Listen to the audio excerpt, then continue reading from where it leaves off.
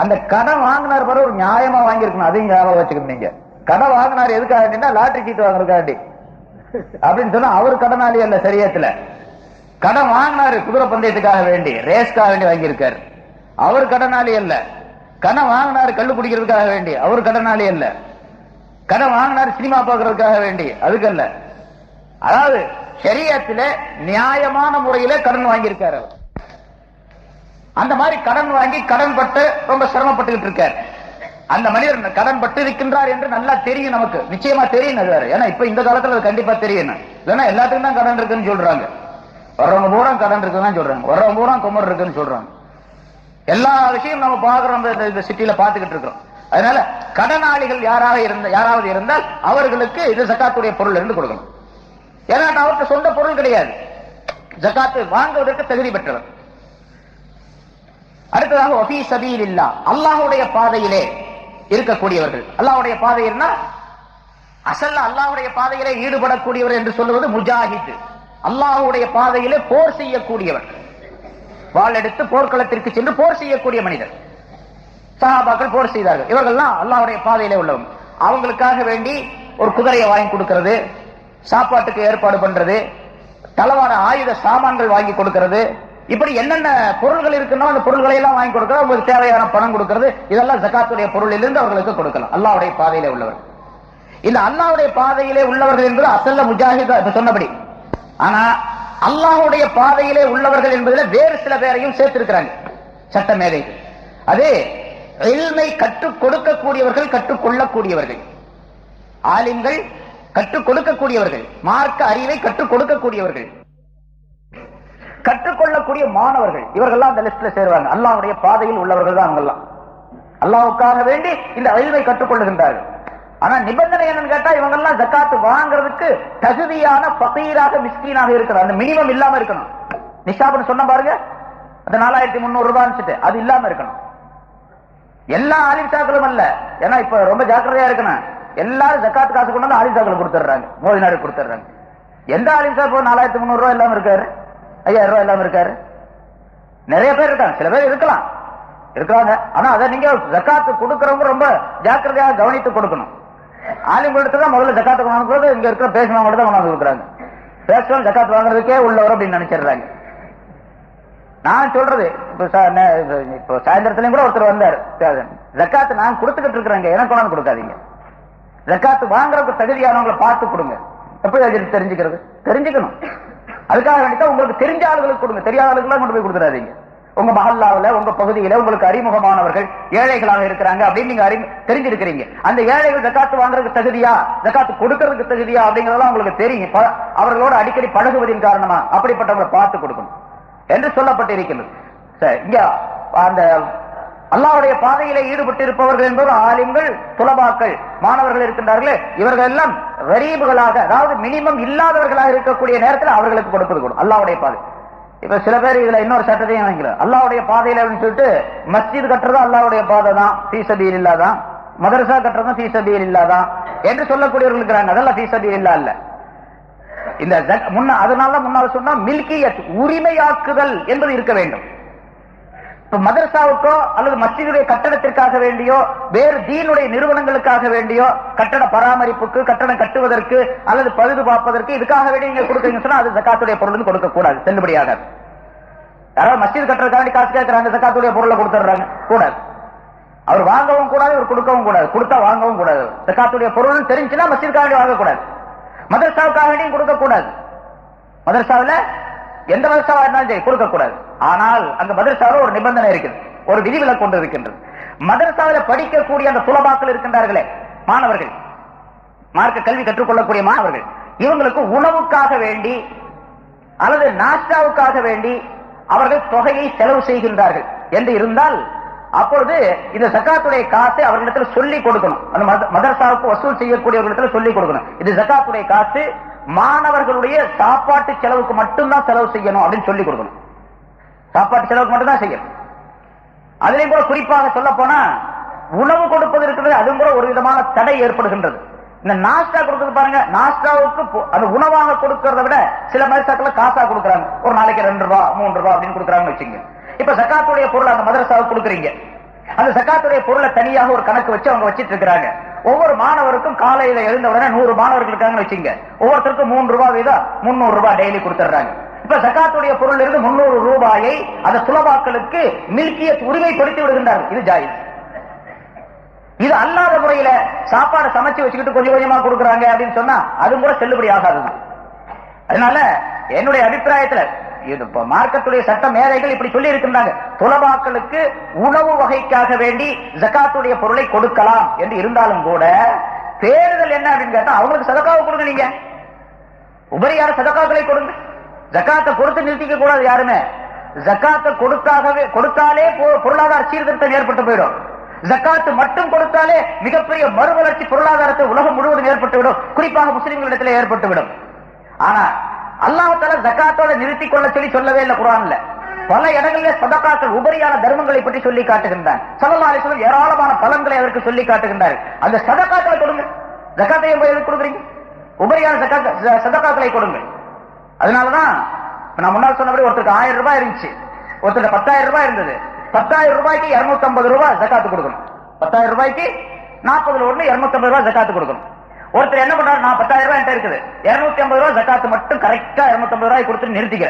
அப்புறம் அடுத்தாப்புல வந்து கேட்கறோம், எல்லாம் கொடுத்து முடிச்சாச்சு போப்போம் அப்படின்னு சொல்லிடுறோம். இமாம் கசாலி ரஹ்மத்துல்லாஹி அவர்கள் சொல்றாங்க, இந்த ஆளுக்கான பெரிய கஞ்சன் அப்படிங்கிறாங்க. இந்த 250 ரூபாய் மட்டும் கொடுத்து நிறுத்திக்கிட்டாரு, இந்த பெரிய கஞ்சன். ஏன்னு கேட்டா இவர் கொடுத்த 250 ரூபாய் இவருடைய காசு அல்ல, அல்லாஹ்வே சொல்லிட்டா அது ஏழைகளுடைய காசு அப்படின்னு சொல்லிட்டு 10,000 ரூபாய் இருந்து 250 ரூபாய் கொடுத்தாரு. மீதி 9,950 இருக்கின்றது, அதுதான் இவருடைய காசு. உன் காசுல இருந்து என்ன கொடுத்த? நீ உங்க காசுல இருந்து என்ன கொடுத்த? ஏழைகளுக்குள்ள காசை ஏழை கொடுத்துட்ட. உன்னுடைய காசுல இருந்து என்ன கொடுத்த? உன்னுடைய காசுல இருந்து நீ கொடுத்தாதான் நீ வந்து வள்ளல், கொடை வள்ளல் அப்படின்னு சொல்லலாம். அவனை பத்தி கொடுக்க வேண்டிய காசை சேர வேண்டிய இடத்திற்கு கொடுத்து விட்டு நான் பெரிய கொடை வள்ளல் சொன்னா அதுல என்ன அர்த்தம் இருக்கு என்று இமாம் கசாலி ரஹ்மத்துல்லாஹி அவர்கள் சொல்லி கேட்கின்றார்கள். அதனால இந்த ஃபீ சபீலில்லாஹ் என்பதுல இந்த மதரசாக்களுக்கு மாணவர்களுக்காக வேண்டி கொடுக்கக்கூடிய விஷயத்துல கொஞ்சம் கவனம் வைக்க வேண்டும். கொடுப்பது செல்லுபடியாகும் என்று உணவுக்காக வேண்டி மட்டும் வேற எந்த வகைக்கும் கொடுக்க கூடாது. சம்பளத்துக்காக வேண்டியோ அல்லது மாணவர்களுடைய வேறு பராமரிப்பு செலவுக்காக வேண்டியோ கொடுப்பதெல்லாம் கூடாது. மாணவர்களுடைய உணவு செலவுக்காக வேண்டி மட்டும் ஜகாத்துடைய தொகையை கொடுக்கலாம். இதை மட்டும் ஞாபகத்தில் வைத்துக் கொள்ள வேண்டும்.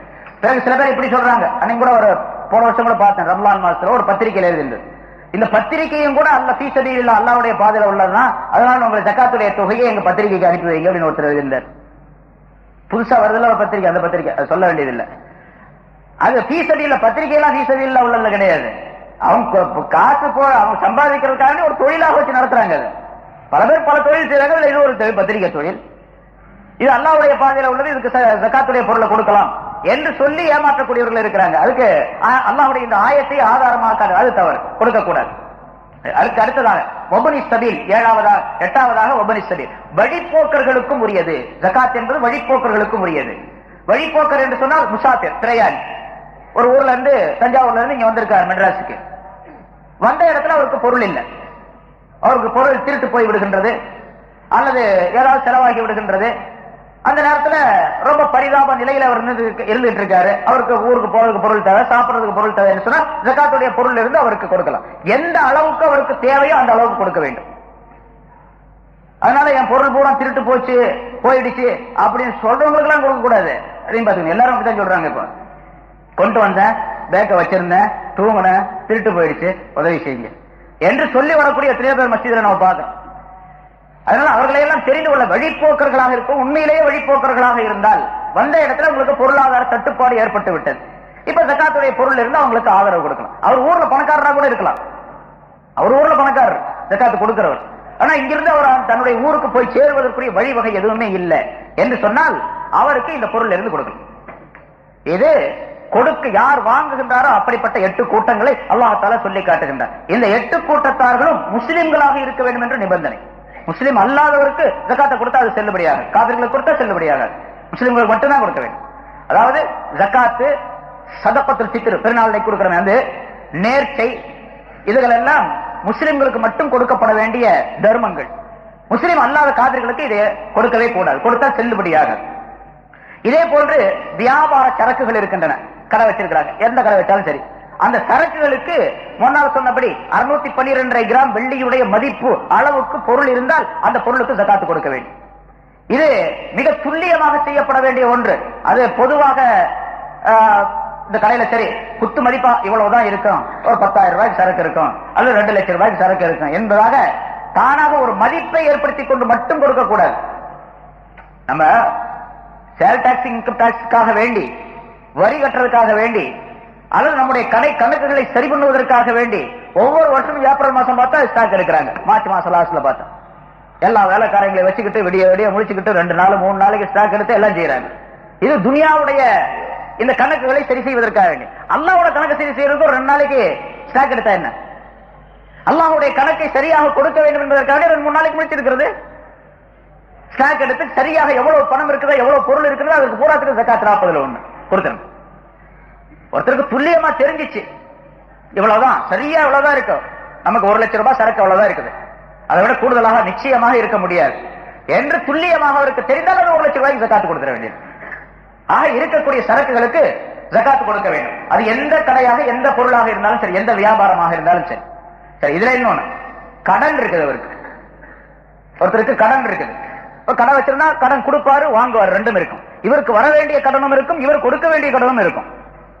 இவருக்கு வர வேண்டிய கடனை பிளஸ் சேர்த்துக் கொள்ளணும், இவர் கொடுக்க வேண்டிய கடனை மைனஸ் பண்ணிடணும், கழிச்சிடணும். உதாரணமா 1 லட்சம் ரூபாய் சரக்கு அவர்கிட்ட இருக்குது, இவர் கடன் ஒரு 10,000 ரூபாய் கடன் கொடுக்க வேண்டியது இருக்குது, இவருக்கு 20,000 ரூபாய் கடன் வர வேண்டியது இருக்குது. இப்ப வர வேண்டிய கடனை சேர்த்தா 1,20,000 ரூபாய், 10,000 ரூபாய் கடன் கொடுக்க வேண்டியது, 10,000 ரூபாய் தள்ளுபடி செஞ்சா 1,10,000 ரூபாய் காசு ஜகாத்து கொடுக்கணும். 1,10,000 ரூபாய்க்கு ஜகாத்து கொடுக்கணும். இந்த கடன்லையும் கூட 3 வகையா இருக்குது. கடன் 3 வகை. சில கடன்களை கொடுத்திருப்போம், நிச்சயமா வரும் அப்படின்னு தெரியும். இதுக்கு பேரு தைன கவி, உறுதியான கடன் அப்படின்னு பேரு. அதுக்கு ஆதாரம் இருக்குது, கொடுக்கப்பட்ட கடனுக்கு ஆதாரம் இருக்குது, நம்மள்கிட்ட சாட்சிகள் இருக்கிறாங்க, பத்திரம் எழுதப்பட்டிருக்குது, அதனால அந்த கடன் நிச்சயமாக வந்துடும் அப்படிங்கிற நம்பிக்கை இருக்கு. அல்லது நம்பிக்கையான மனிதரிடத்துல கொடுத்திருக்கிறார், நிச்சயமா அந்த கடன் வந்துடும் என்று இருந்தால் அந்த கடனுக்கும் சேர்த்து ஜகாத்து கொடுக்கணும். அந்த கடனுக்கும் சேர்த்து ஜகாத்து கொடுத்துரும்.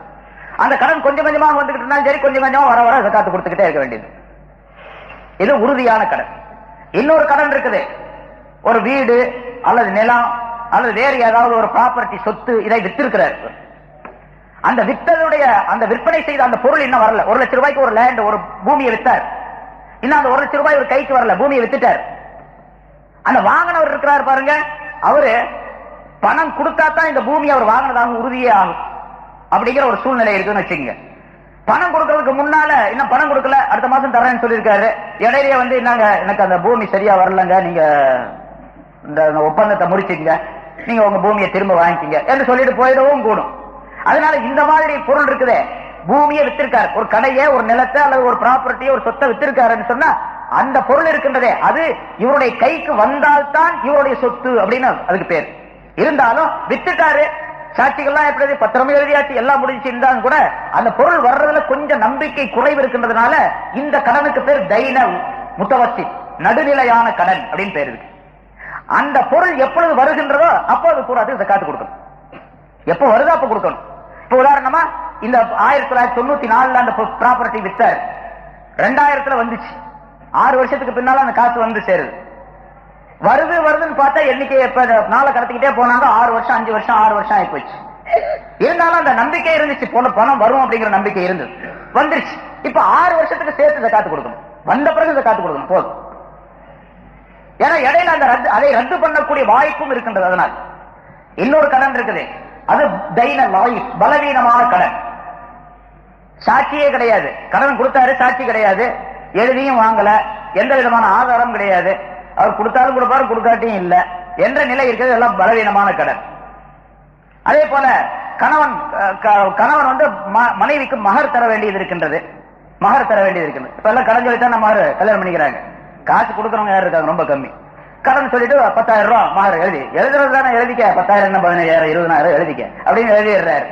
இப்ப அந்த 10,000 20,000 மனைவியுடைய காசு, மனைவிக்கு சொந்தமான காசு. இப்ப மனைவிக்கு கணவனிடத்திலிருந்து வர வேண்டிய பொருள் 20,000 ரூபாய் அல்லது 10,000 ரூபாய், இவன் ஜகாத்து கொடுக்கணும். ஆனா காசு இல்ல, கணவன் கொடுத்தா தானே கொடுப்பா. இதெல்லாம் வந்து தைன லாயிஃப், அவன் கொடுத்தா தான், இல்லன்னா அவ்வளவுதான்.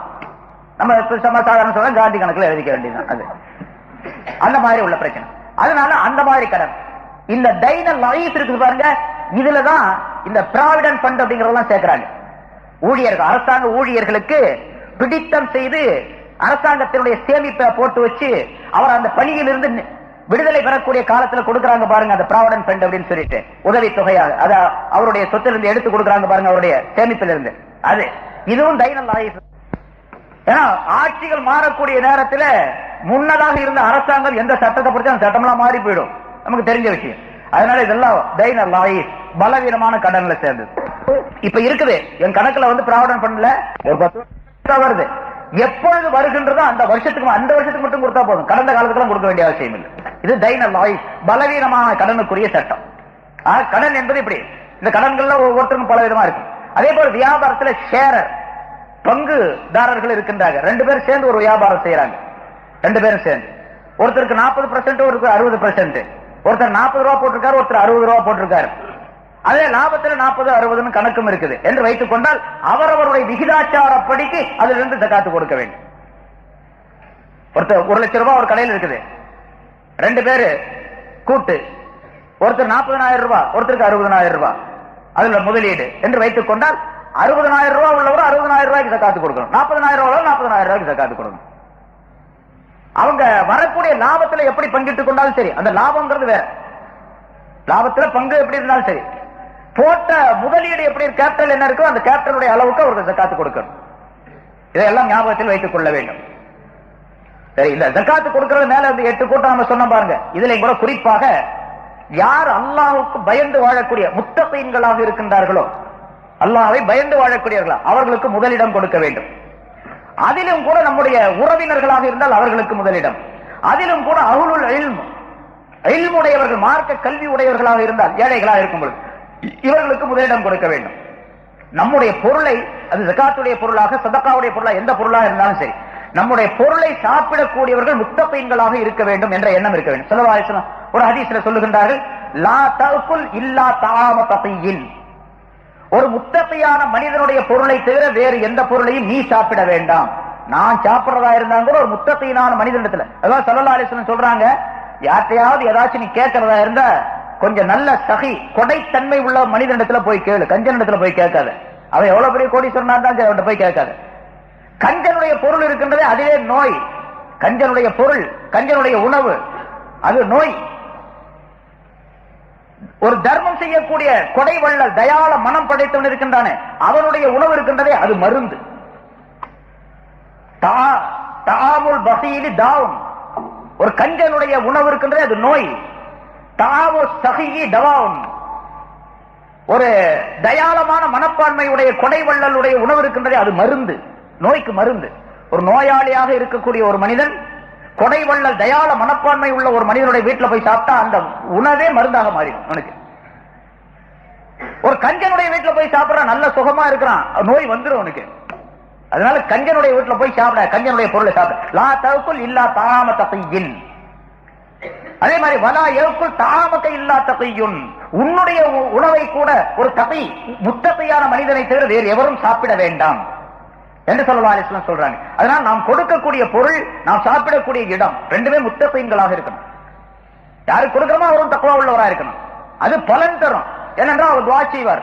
ஸல்லல்லாஹு அலைஹி வஸல்லம் அல்லாஹ் தஆலா குர்ஆன்ல முன்னால் நான் வாசித்த அந்த ஆயத்திலே சொல்லுகின்றான், குது மின் அம்வாலிஹிம் ஸதகத்தன், மனிதர்களிடத்திலிருந்து அவர் பொருளை நீ கைப்பற்றி எடுப்பீராக, ஜகாத்தை எடுப்பீராக. துதஹிருஹும் வ துஸக்கீஹிம், அந்த பொருளை நீர் எடுப்பதின் காரணமாக அவரை நீர், அந்த மனிதர்களை நீர் பரிசுத்தப்படுத்துவீர், அவர்களை உள்ளும் புறமுமாக பரிசுத்தப்படுத்துவீர். வெளிப்பரிசுத்தம் மட்டுமல்ல, உள் பரிசுத்தம் அவர்களுக்கு ஏற்படும். அப்படி பொருளை வாங்கிய பின்னால், ஜகாத்தை வாங்கிய பின்னால் சல்லி அலைஹிம், அவர்களுக்கு நீர் துஆ செய்வீராக. இன்ன ஸலாத்தக ஸகனுல்லாஹ், நீர் துஆ செய்வது அவர்களுக்கு மன அமைதியை, நிம்மதியை, சாந்தியை தரும் என்று அல்லாஹ் தஆலா சொல்லுகின்றான். யார் துஆ செய்வார்? யார் நல்லவர்களிடத்தில் கொடுக்கும்போது துஆ செய்வார். அதனால கொடுக்கப்படக்கூடிய அந்த பொருள் நல்லவர்களாக இருக்க வேண்டும் என்ற கவனம் இருக்க வேண்டும். இப்படி ஜகாத்துடைய விஷயங்கள் ஏராளமாக இருக்கின்றன. குறிப்பாக ஜகாத்து கொடுக்கப்படக்கூடிய அந்த நிலை இருக்கின்றதே, அது மிக மிக கவனத்திற்குரியதாக இருக்க வேண்டும். முன்னால் சொல்லப்பட்ட அந்த 8 கூட்டத்தாரிலே ஒவ்வொருவரும், நான் அடிக்கடி சொல்லுவதுண்டு, நம்ம இந்த தெருவில், அங்க போறாங்க தெருவில் 4 பேர் இருக்கிறீங்க, 10 பேர் இருக்கிறீங்க ஜகாத்து கொடுக்கிறவங்க. இந்த தெருவில் எத்தனை கரீபுகள் ஏழைகள் இருக்கின்றார்களோ முஸ்லிம்கள், இவங்களை மட்டும் நீங்க கவனிச்சீங்க. அந்த அடுத்த மூணு ஸ்ட்ரீட்ல இருக்கிறாங்க 10 பேரு ஜகாத்து கொடுக்குறாங்க, அந்த தெருவில் உள்ளவங்க அவங்கள கவனிச்சீங்க. ஒவ்வொரு தெருவில் உள்ளவர்களும் அவங்க கவனிங்க, அது போதும். நீங்க போய் அடுத்த மஹல்லா கொடுக்க வேண்டியதில்லை, கேட்டை பூட்டி வச்சுக்கிட்டு எல்லாத்தையும் உள்ள விட்டுக்கிட்டு ஒவ்வொரு நோட்டா கொடுக்க வேண்டியதில்லை. சில பேர் இப்படி நிறைய கையில லுங்கியை வாங்கி அடுக்கி வச்சுக்கிறாங்க, ஆளுக்கு ஒரு லுங்கி கொடுத்து ஜகாத் சரியா போச்சு, முடிஞ்சு போச்சு. சில பேர் பணத்தை பார்த்து வச்சு 2 ரூபா 4 ரூபா 5 ரூபா கொடுத்து விட்டு முடிச்சுக்கிறாங்க, ஜகாத்து முடிஞ்சு போச்சுன்னு. இது விளம்பரப்படுத்துறதா? விளம்பரப்படுத்தலாம், படுத்துறதுக்கும் அனுமதி உண்டு. ஜகாத்தை சதகாக்களை மறைமுகமாக செய்ய வேண்டும், ஜகாத்தை பகிரங்கமாக கொடுக்க வேண்டும். ஏன்னா நான் ஜகாத்து கொடுக்குறேன்னு எல்லாத்துக்கும் தெரியும். கடமை பரலான கடமைகளை எல்லோருக்கும் தெரியும்படியாக செய்ய வேண்டும். அதனால பரலான தொழுகை மஸ்ஜிதில் தொழுகணும், நஃபிலான தொழுகையில வீட்டில் தொழுகணும்.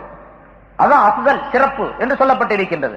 பரலான தொழுகையை நாம் மஸ்ஜிதில் தொழுகும் போதுதான் இவர் பரல தொழுகிறாரு அப்படின்னு எல்லாத்துக்கும் தெரியும். இவர் பரல வீணாக்கல, நல்ல மனிதன் அப்படின்னு மக்களிடத்தில் ஏற்றுக்கொள்ளப்பட வேண்டும். மக்களிடத்தில் ஏற்றுக்கொள்ளப்பட்ட இந்த நிலை அல்லாஹ்விடத்தில் ஏற்றுக்கொள்ளப்பட வேண்டும். வீட்டில் தொழு. அதே போன்று அல்லாஹ்விடத்தில் மக்களிடத்தில் ஏற்றுக்கொள்ளப்பட வேண்டும். ஜகாத்தை கொடு பகிரங்கமாக. பிறகு இந்த ஏற்றுக்கொள்ளப்பட்ட நிலை அல்லாஹ் புரிந்து கொள்ள வேண்டும். சதகாவை கொடு, யாருக்கும் தெரியாம. அது ஸல்லல்லாஹு அலைஹி வஸல்லம் எவ்வளவு அழகா சொல்றாங்க. ஒரு மனிதன் தன்னுடைய வார்த்தையால் உலகத்தில் உள்ள எந்த அறிஞனும் சொல்லிவிட முடியாது. வழக்கரம் கொடுக்கக்கூடிய தர்மம் இடக்கரத்துக்கு தெரியக்கூடாது. இன்னும் தெரியாம எப்படி கொடுக்கறது? இந்த கரத்துக்கு தெரியாம பின்னால் மறைச்சுக்கிறதா இந்த கைய? அப்படின்னு அர்த்தம் அல்ல. ரகசியமாக கொடு, யாருக்கும் தெரியாம கொடு. உனக்கும் அல்லாஹ்வுக்கும் தான் தெரியும். இந்த நிலை இருக்கிறது சதகா. உபரியான சதகாக்களை இப்படி தர்மம் செய்வதன் காரணமாக மனிதருக்கு அல்லாஹ்விடத்தில் நெருக்கம் ஏற்பட்டு விடுகின்றது. ஜகாத் போன்ற கடமைகளை பகிரங்கமாக செய்வதன் காரணமாக மக்களிடத்தில் நெருக்கம் ஏற்பட்டு விடுகின்றது. மக்களுடைய நெருக்கமும் வேண்டும், மன்னனுடைய நெருக்கமும் வேண்டும். ரெண்டும் இருக்கணும். எனக்கு மக்கள்லாம் தேவையில்லை, அல்லாஹ் கிடைச்சா போதும் அப்படின்னு எவனும் சொல்ல முடியாது. எந்த முஸ்லீம் சொல்லக்கூடாது. முஸ்லிம்களோடு மக்களோடு ஒட்டித்தான் வாழ வேண்டும். 4 பேர் பார்த்து என்னை பார்த்து நல்லவன் சொல்லிட்டா போதும். அல்லா இடத்துல நான் நல்லவன் தான், அல்லா இடத்துல நான் நல்லவன். 4 பேர் பார்த்து நல்லவன் சொல்லணும். என்ன பார்த்து மூத்தா போயிட்டேன், 4 பேர் தூக்கிட்டு போறாங்க, 4 பக்கத்துல நல்ல ஆளு போயிட்டாரு என்றது தூக்கக்கூடிய 4 பேர். அந்த 4 பேர் அவங்க தான். முதல்ல 4 பேர் நல்லவன் சொன்னா அந்த 4 பேர் அவங்க தான். சந்தாவுக்கு தூக்கிட்டு வர்றாங்களோ அந்த 4 பேர் நல்ல ஆளு, நல்ல மனுஷன் போயிட்டாரு, நல்ல அஜர்த்து மூத்தா போயிட்டாரு அப்படின்னு சொன்னா போதும். அல்லாஹ் இடத்துல எனக்கு சர்டிபிகேட் கிடைச்சு போச்சுன்னு அர்த்தம். இவனை போய் நம்ம தூக்க வேண்டியதா போச்சுன்னு தூக்கிட்டு போனாங்க, அல்லாஹ்வும் அதே மாதிரி ஆக்கிடும். அதனால அல்லாஹ் ஸல்லல்லாஹு அலைஹி வஸல்லம் சொன்னாங்க, அன்தும் ஷுஹதாஉல்லாஹி ஃபில் அர்த். இந்த பூமியிலே நீங்கள் தான் அல்லாஹ்வுக்கு சாட்சியாளர்கள். நீங்க என்ன சாட்சி சொல்றீங்க அதை வச்சு தான் தீர்ப்பு, ஜட்ஜ்மென்ட் பண்றது என்று ஸல்லல்லாஹு அலைஹி வஸல்லம் சொல்லி காட்டுகின்றார்கள். அதனால ஜகாத் சம்பந்தமாக ஏராளமான விளக்கங்கள் இருக்கின்றன. கேட்டவற்றிலிருந்து அமல் செய்ய வேண்டும். எது தெரியவில்லையோ அந்த ஆலிம்களிடத்தில், அந்தந்த மஹல்லாவில் இருக்கக்கூடிய ஆலிம்களிடத்தில் விவரமாக விளக்கமாக கேட்டு அதை முறைப்படிக்கு செயல்படுத்தக்கூடிய தன்மை உடையவர்களாக ஆகிவிட வேண்டும். ஜகாத்து கொடுப்பதினால ஏற்படக்கூடிய நன்மைகள் ஏராளமான ஸல்லல்லாஹு அலைஹி வஸல்லம் சொல்றாங்க. ஜகாத்து கொடுக்காதனால தண்டனைகள் கிடைக்கக்கூடிய தண்டனைகளை பற்றி ஏராளமாக சொல்லுகின்றார்கள். மா காலத்தி ஜகாத்து மாலன் கத்து இல்லா அகலக்கத்துஹு. ஒரு சின்ன ஹதீஸ் சுருக்கமாக ஸல்லல்லாஹு அலைஹி வஸல்லம், எந்த பொருளில் ஜகாத்துடைய பொருள் எந்த பொருளில் கலந்து இருக்கின்றதோ அந்த பொருளை இந்த பொருள் அழிக்காமல் விட்டு விடாது அப்படின்னு சொல்றாங்க. ஜகாத்துடைய பொருள் எந்த பொருள்ல கலந்து இருக்குது. நம்ம முதல்ல சொன்ன பாருங்க, 1 லட்சம் ரூபாய் ஒருத்தட்ட இருக்குது, ஜகாத்து கொடுக்கணும். 1 லட்சம் ரூபாய் 1 லட்சம் ரூபாய்க்கு 2500 ரூபாய் கொடுக்கணும். 2500 ரூபாயில 2000 ரூபாய் கொடுத்துட்டாரு, 500 ரூபாய் வச்சுக்கிட்டாரு. சரி போதும் கொடுத்தது, அதுக்கு மேல கொடுக்கணுமா என்று 500 ரூபாய் தான் பொருளை சேர்த்துக்கிட்டாரு என்று சொன்னா இந்த 500 மீதி இருக்கக்கூடிய இந்த 9750 அழிச்சிடும். அந்த அழிவு என்பது வெளித்தோற்றத்திலையும் தெரியலாம் அல்லது மறைமுகமாகவும் இருக்கலாம். அந்த அழிவு என்பது அந்த பொருள் அழிகிறது அப்படிங்கிற அர்த்தம் தான் அல்ல, அது வேறொரு வகையிலும் கூட அழிவு ஏற்படலாம். ஜகாத்து கொடுக்காதவனுடைய எந்த பொருளும் அவனுக்கு லாபமாகவே ஆக முடியாது, நஷ்டம் தான் இருக்கும். அது அவனுடைய உடலுக்கு நஷ்டம், அவனுடைய உயிருக்கு நஷ்டம், அவனுடைய குடும்பத்திற்கு நஷ்டம், அவனுடைய மஹல்லாவுக்கு நஷ்டம், ஏதாவது ஒரு வகையில நஷ்டத்தை விளைவிக்கும் நிச்சயமா. ஸல்லல்லாஹு அலைஹி வஸல்லம் சொல்லுகின்றார்கள், எந்த மனிதன் எந்த கௌம் ஜகாத்தை கொடுக்கவில்லையோ அந்த கௌம் பஞ்சத்தால் நிச்சயமாக பீடிக்கப்படும் என்பதாக சொல்லுகின்றார். பஞ்சம் வரும். இப்ப பஞ்சம் தான் அந்த காசு நிறைய இருக்குங்க, சாமான் கிடைக்கிறது இல்லை, அதுக்கு பேர் தான் பஞ்சம். பஞ்சம்னா காசு இல்லாததுக்கு பேர் பஞ்சம் அல்ல. இந்த வாருடைய காலத்துல 2வது உலகம் 1939-40 நடந்துச்சு. ஏராளமான பொருள் சொல்லுவாங்க. அந்த நான் சின்ன பிள்ளையா இருக்கும்போது அந்த ஜப்பான்ல அந்த பக்கம் வந்தவங்க சொல்லுவாங்க, வாரில் ஈடுபட்டவங்களா போயிட்டு வந்தவங்களா அதை பார்த்துட்டு வந்தவங்க, ஒரு கூட கத்திரிக்காய் வாங்குறவங்க 2 கூடையில் நோட்டு கொண்டு போகணுமா, காசு கொண்டு போகணும். 2 கூடையில காசு கொண்டு போனா தான் 1 கூட கத்திரிக்காய் கிடைக்கும். இதுதான் பஞ்சம்ங்கிறது. பொருளாதாரத்தில் பஞ்சம் ஏற்படுவது, அதாவது பொருள்களில் பஞ்சம் ஏற்படுவது. காசு நிறைய இருக்கும், வாங்க முடியாது. இந்த பஞ்சத்தை அல்லாஹ்தாலா ஜகாத்து கொடுக்காமல் இருக்கக்கூடிய அந்த கௌமின் மீது சுமத்துவான் காட்டுவான் என்று ஸல்லல்லாஹு அலைஹி வஸல்லம் சொல்லி காட்டுகின்றார். ஆகவே அப்படிப்பட்ட தண்டனைகளை பயந்து அல்லாஹ்தாலாவுடைய லாபங்களை நாம் மனதில் கொண்டு ஜகாத்தை முறையாக நிறைவேற்றக்கூடிய தன்மை உடையவர்களாக ஆகிவிட வேண்டும். அதற்குரிய தௌஃபீகை அல்லாஹ்தாலா எனக்கும் உங்களுக்கும் தந்தருள்வானாக என்று கேட்டு முடிக்கிறேன். வாஹிரு தாவானா அல்ஹம்துலில்லாஹி ரப்பில் ஆலமீன். ஒரு 5 நிமிஷம் யாருக்காவது சந்தேகம் இருந்துச்சுன்னா சொல்லுங்க, பதில் சொல்லுங்க. 5 நிமிஷம் தான், ஏன்னா டைம் ஆகி போச்சு. வாடகைக்கெல்லாம் விடல. இந்த சொந்த உபயோகத்துக்குள்ள எந்த வீட்டுக்கும் ஜகாத்து கிடையாது.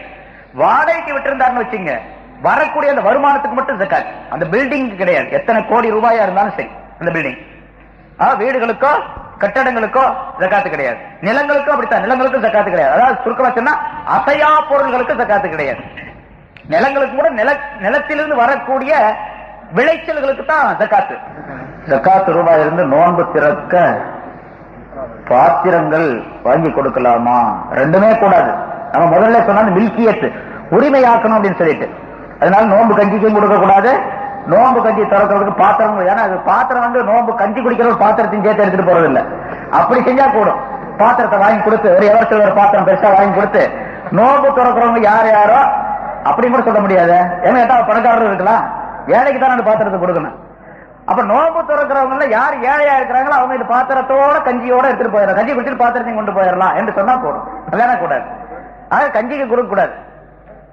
வேற பொருள் கிடையாது, அவர்கிட்ட பண வசதி கிடையாது. தினந்தோறும் அவரை உழைத்து சம்பாதிச்சு சாப்பிடக்கூடியவரா இருக்கிறாரு. ஆனா நகையெல்லாம் இருக்குது. இவர் எப்படி ஜகாத்து கொடுக்கலாமா வேண்டாமா அப்படின்னு கேட்கிறாரு. இவர் அந்த முன்னால சொன்னபடி அவருக்கு இருக்கக்கூடிய அந்த நகை இருக்குது. அந்த நகை வந்து 87.5 கிராம் மினிமம் இருந்தால் ஜகாத்து கொடுக்கணும் கட்டாயமாக. அவர் அன்னைக்கு உழைச்சி சாப்பிடுறாரு பாருங்க, அதுக்கு ஜகாத்து கிடையாது. அன்னைக்கு செலவாப்படுறது முடிஞ்சு போச்சு. இருக்கக்கூடிய நகை தங்கமோ வெள்ளியோ அந்த மினிமம் நிஷாப் என்று சொன்ன பாருங்க, அந்த அளவு இருந்துச்சு அப்படின்னு சொன்னா ஜகாத்து கொடுத்தாங்க கண்டிப்பா. ஜகாத்து திருமணத்திற்காக வேண்டி கொடுக்கலாமா அப்படின்னு கேள்வி.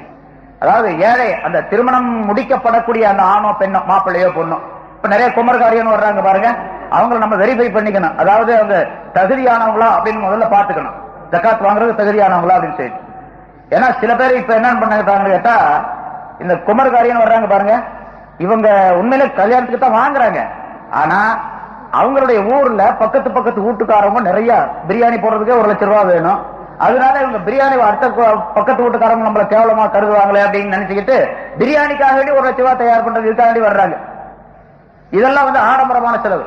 ஒரு மினிமம் ஷரியத்துல மினிமமாக குறைந்த அளவுக்கு எவ்வளவு பொருள் இருந்தால் நிக்காஹ் செய்ய முடியும் என்று இருக்கின்றதோ அந்த அளவுக்கு பொருள் அவரிடத்துல இல்ல, அந்த மாப்பிள்ளை இடத்துல இல்ல, பொண்ணு இடத்துல இல்ல. அந்த மாதிரி ஏழைகளுக்காக வேண்டி ஜகாத் தொகையிலிருந்து கொடுக்கணும். கேக்குறாங்க 100 கிராம் தங்கம் இருக்குது ஒருத்தர்கிட்ட, இந்த வருஷம் ஜகாத்து கொடுத்துட்டான், அடுத்த வருஷம் 100 கிராம்ல இருந்து எவ்வளவு கொடுக்கணும்? 2.5 கிராம் கொடுத்தாச்சு, மீதி 97.5 இருக்குது. அடுத்த வருஷம் வரும்போது 97.5 தான் இருக்குது.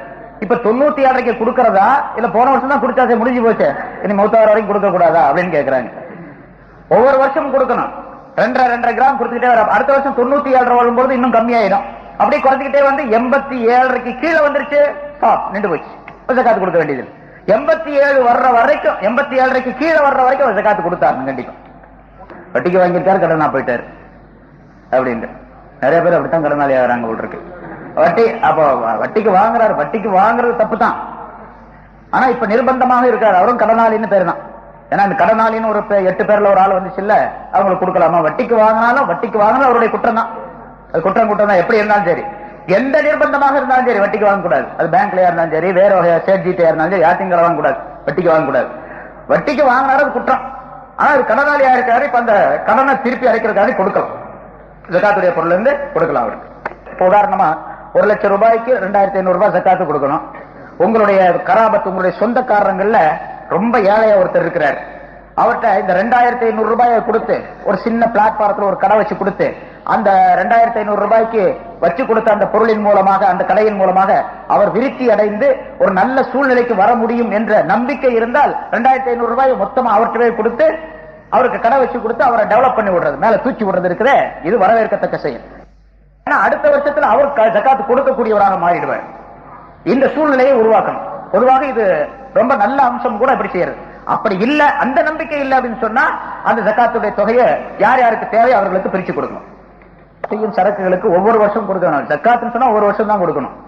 சரக்குகளா இருந்தாலும் சரி, பணமா இருந்தாலும் சரி, ஒவ்வொரு வருஷமும் அந்த வருஷம் முடிஞ்ச உடனே ஜக்காத்து. இப்ப வருஷம் முடிஞ்ச உடனே ஜக்காத்து கொடுக்கணுமே தவிர ரம்ஜான்ல தான் கொடுக்கணுங்கிற சட்டம் எல்லாம் கிடையாது. ரமலான்ல ஏன் நம்ம கொடுக்கறோம்னு சொன்னா 1க்கு 70 மடங்கு, ஒரு பரல செஞ்சா 70 பரலுடைய சவாபு கிடைக்குது அப்படிங்கறதுனால ரமலான் மாசத்துல கொடுக்கறோம். 1க்கு 70 மடங்கு, ஒரு பரல செஞ்சா 70 பரலுடைய சவாபு கிடைக்குது அப்படிங்கறதுனால ரமலான் மாசத்துல கொடுக்கறோம். கடை பகுடி நிலவரம் தெரிவிக்கவும்.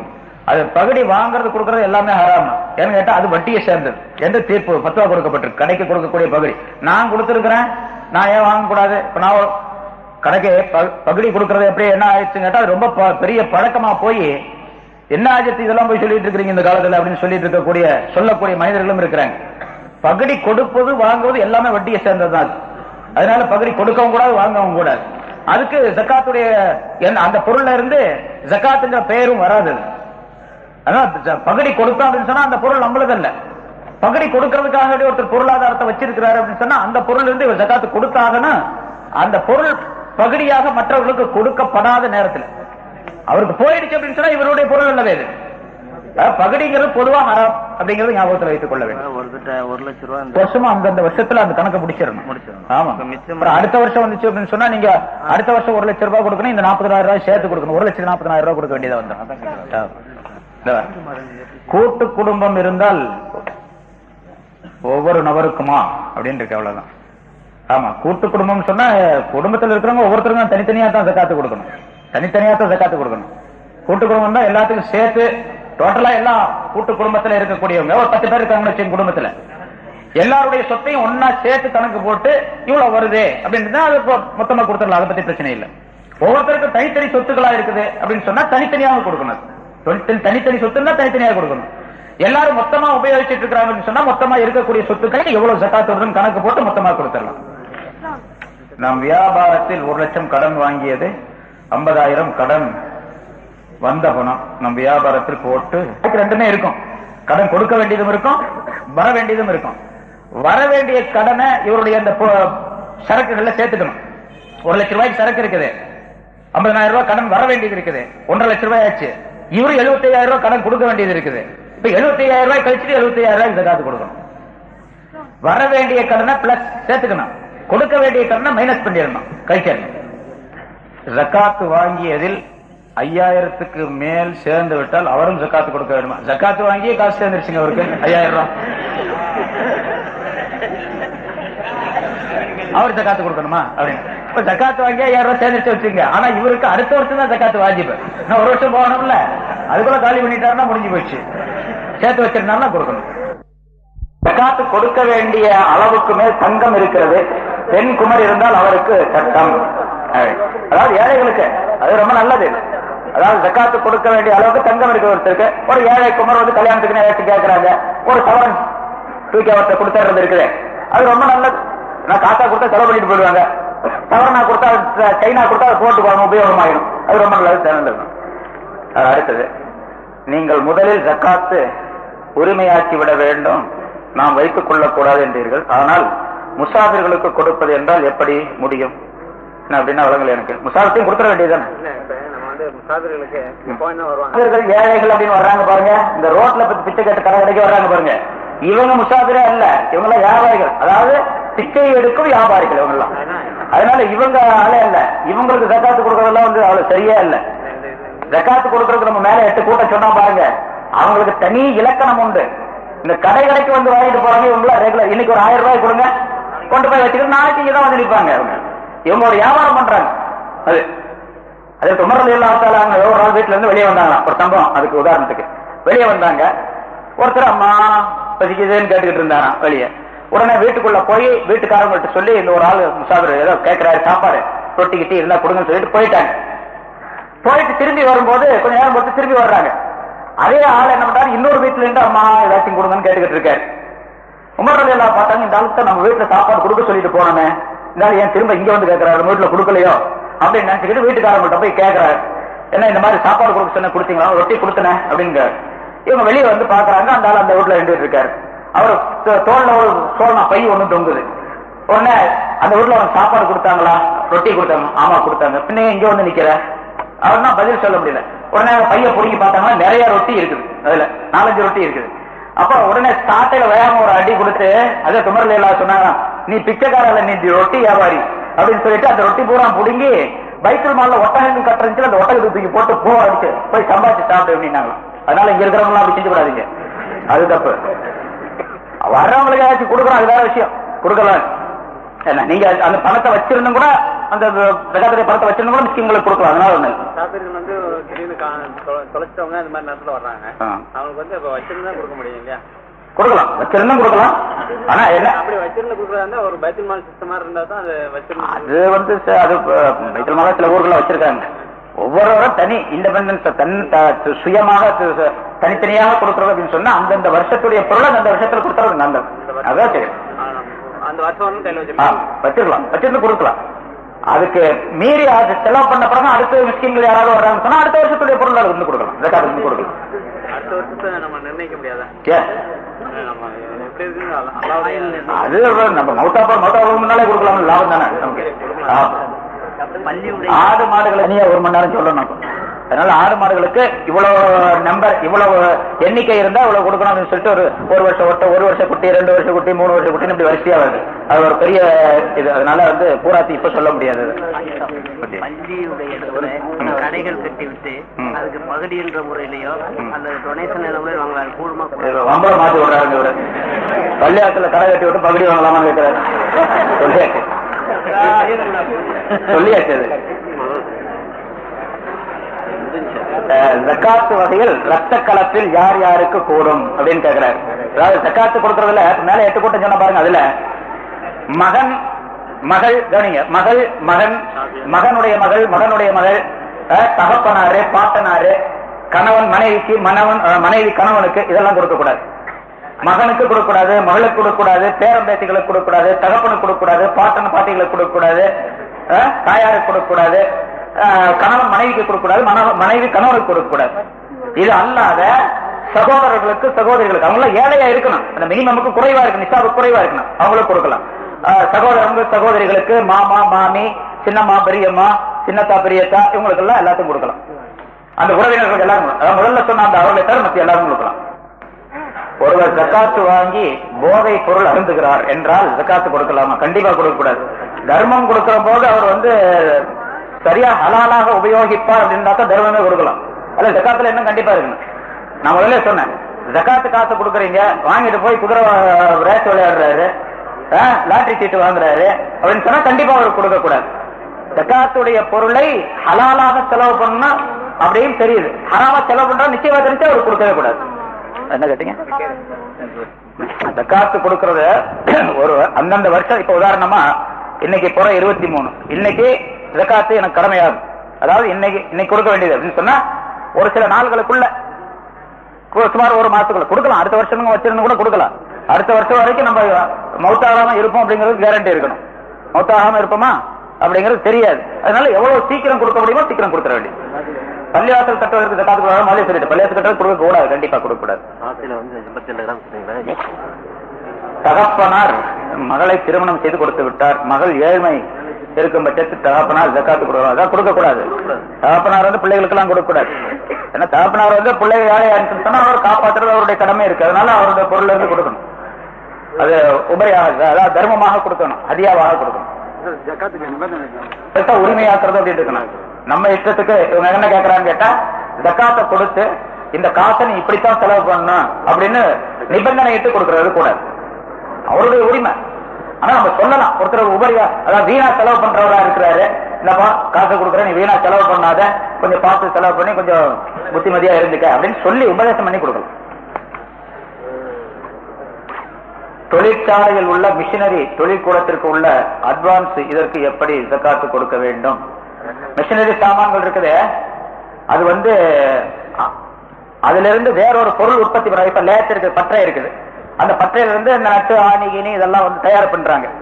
இந்த மிஷினுக்கு ஜக்காத்து கிடையாது. அந்த மிஷினுக்கு ஜக்காத்து, மிஷினில இருந்து உற்பத்தி செய்யக்கூடிய பொருள்கள் இருக்கு பாருங்க, ஆணி, போல்ட், நட்டு, இந்த மாதிரி உள்ள அந்த பொருள்களுக்கு ஜக்காத்து கொடுக்கும். அது என்ன வேல்யூ இருக்கு, அது ஜக்காத்து கொடுக்கணும்.